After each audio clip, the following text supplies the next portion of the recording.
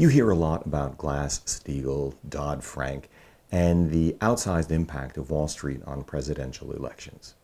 It's complicated, right? No, not really. Here's the essence of Glass-Steagall, the Bank Act of 1933, reduced to a single sentence.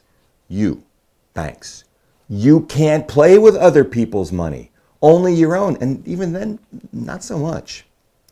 Glass-Steagall prevented commercial banks that were members of the Federal Reserve System, the U.S.'s central bank, from dealing in non-governmental securities for customers. In other words, you can only buy or sell Treasury securities, debt obligations of the U.S. government. You can help the U.S. government function. You can protect individual depositors' money. You can even make loans. But that's about it. No sexy stuff allowed, not even issuing or trading stocks in companies, if you want to be part of the holiest of holies, the Federal Reserve System. Though you may be interested to learn that the Fed is actually not run by the federal government, but instead people coming from the largest banks in America. Glass-Steagall also prevented those banks from investing in non-investment grade securities for themselves. In other words, no risky stuff, even for the banks themselves. The Glass-Steagall Act prevented same banks from affiliating or sharing employees with those kinds of firms, investment banks and securities firms, which did engage in speculative activities. In other words, no loopholes. Finally, and most importantly, Glass-Steagall prevented securities firms and investment banks from taking deposits.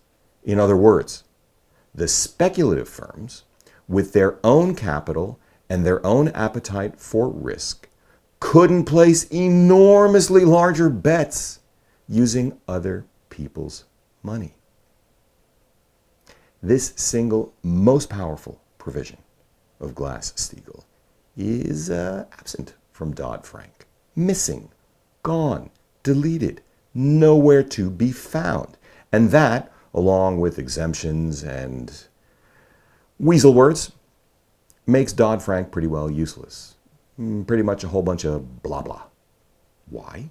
Because the net result is that Dodd-Frank still allows banks to play Russian roulette with your money. It allows them to place enormous bets with your money.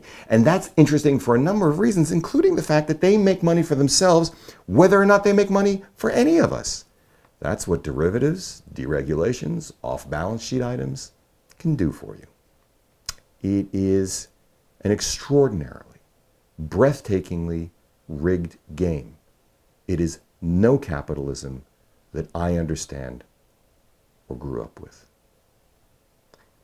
Dodd-Frank is between 848 pages, the final law itself, and 14,000 pages if you add in all the ancillary working papers, somewhere between 5 million and 15 million words, depending on who you're reading at the moment and their definition of the act.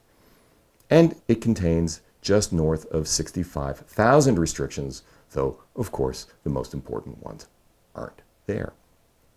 Glass-Steagall, 37 pages. Of course, the 10 Commandments took up all of 2 stone tablets, but hey, go figure. Now, to be fair, former Treasury Secretary Tim Geithner under President Obama has said that the repeal of Glass-Steagall was not a material cause of the 2007-2008 financial crisis. Then again, he would, wouldn't he? Because before he was Obama's Treasury Secretary, he was president of the New York Fed.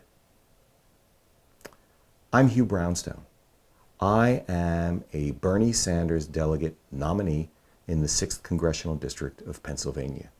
If you like what you saw here, please subscribe below, and I'll try to do more.